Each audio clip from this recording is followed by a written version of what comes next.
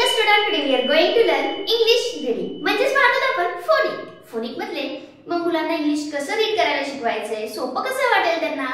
तुम्ही English medium मध्ये मुलं आहेत पण आम्हाला जमत नाही, त्या सगळ्यांचे उत्तर या व्हिडिओ मध्ये मिळतील. मग आपल्याला आज काय पाहायचंय, फोनिकचा नवीन चॅप्टर ज्यामध्ये आपल्याला एक साऊंड पाहायचा आहे. कुठला साऊंड आहे, कसा प्रोनाउन्स करायचा, वर्ड कशी रीड करायची, यासाठी व्हिडिओ एंड पर्यंत बघा. आणि चॅनलवर जर तुम्ही नवीन असाल तर सबस्क्राइब करायला मात्र विसरू नका. चला बघा मग आज साऊंड कुठला पाहायचा आहे. आज साऊंड पाहायचा आहे स्क, क्यू यू प. कुठला पाहायचा आहे, ह्याच्यापासून स प तयार होतो. आपल्याला क्यू यू पाहूया. प साऊंड पाहायचा आपल्याला क्यू यू म्हणजे स्क.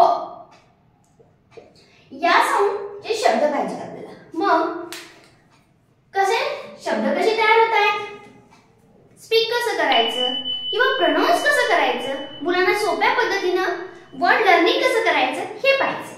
चला पाहूया मग वेळ न घालवता. को पासून सुरू होणारे काही शब्द तुम्हाला फॅमिली आहे, सगळ्यांनाच माहित आहे. क्वीन, क्व ई न. काय झाला, क्वीन. ह्या दोन्हीचा रूट म्हणजे क्यू प्लस यू मिळून क झाला. मग याच्यापासून कुठले कुठले शब्द आहेत ते आपल्याला व्यवस्थित काढायचं. त्यामध्ये याचा साऊंड क अ क उ असं नाही करायचं, तर क करायचं. हे पहिल्यांदा समजून सांगायचं. त्याच्यानंतर आपल्याला वर्ड मध्ये आला हा शब्द क, तर प्रोनाउन्स कसा करायचा, वर्ड कसं रीड करायचं ते. हे क्वीन झालं. क्वीन ई ल, क्वीन.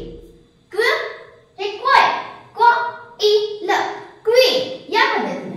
नेक्स्ट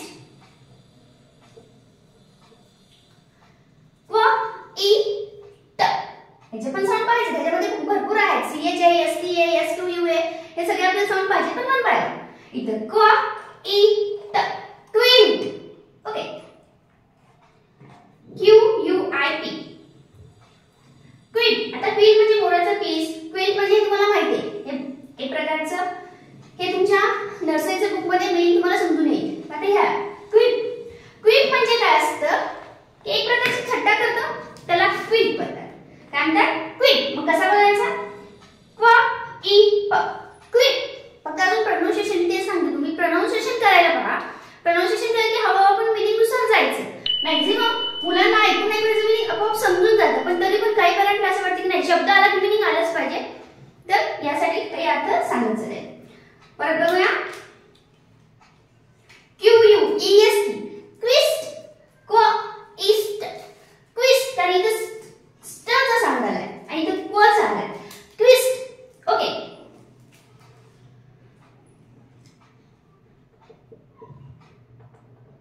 क्वीज, क्व ई झ, क्वीज. आपल्याला माहिती आहे क्वीज असतात, मॅथच्या क्वीज असतात, पझल्स असतात. क्वीज. क्व ई क, क्विक. म्हणजे पटकन झालं पाहिजे, क्विक झालं पाहिजे, तो क्विक. क्व ई क, क्विक. या पद्धतीने. नेक्स्ट क्व ई ड, क्वीन. क्वीड म्हणजे काय, तर पैसे म्हणतात, क्वीन. क्व ई फ, क्वीफ. म्हणजे काय, असं कोंबड्या करायचं ते एखादं भांग पाडतात, जेंट्स मुलामध्ये जास्त असतो. दोन्ही कोणाचं करायचं, वर तुरा चढवायचं, त्याला म्हणतात एक प्रकारची हेअरस्टाईल, क्वीफ. क्व ई फ, क्वीफ. ओके. अजून काही शब्द असतील, क्विस्ट. आपला झालाय वाटतं शब्द, हा रिपीट आलाय, क्विस्ट. क्विल हा झालाय. अशा प्रकारे आपण क्वचे साऊंड असणारे काही शब्द याच्यामध्ये रीड करू शकतो. परत अजून काय असतं, एस क्यू यू लागते याला. एस क्यू यू, स्क्व अ र, स्क्वेअर. याचा परत आपल्याला पाहायचं. पहिला आज आपल्याला क्यू यू कोचं साऊंड कसं आहे. परत अजून काही असेल तर ॲक्वा पहा. ॲक आपण नेहमी म्हणतो ॲक्वाचं पाणी आहे, ॲक ॲक्वा. हे अ ह्याच्यामध्ये मिक्स झालंय, त्याला काना आलाय त्याच्यामुळे ॲक्वा. काय झालं, ॲक्वा.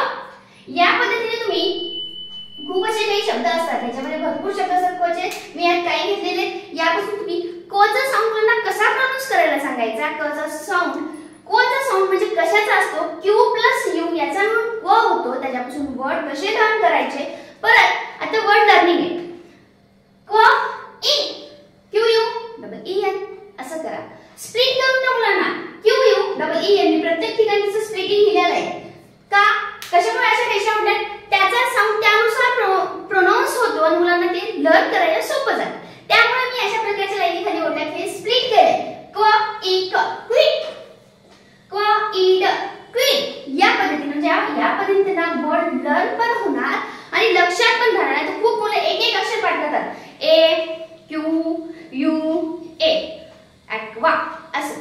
हे शब्द त्यांना तात्पुरतं लक्षात राहणार, पण नंतर जर तुम्ही यावर विचारणार नंतर काही आठवड्यांनी महिन्यांनी तर त्यांना तो शब्द येणार नाही. त्याचं हे कारण असते की मुलं काय करतात, स्प्लिटिंग व्यवस्थित करत नाही तर नंतर शब्द लर्न करतात, त्याच्यामुळे तो प्रॉब्लेम येतो. त्यासाठी त्यांना लर्न करायला स्प्लिटिंग या पद्धतीने करा, त्यांचं प्रोनाउन्सिएशन अशा पद्धतीने करून घ्या म्हणजे त्यांचं फोनिक व्यवस्थित होईल. मग रीडिंग येणार आणि अंडरस्टँडिंग पण होणारच. ओके, चला काही डाऊट असेल तर नक्की सांगा.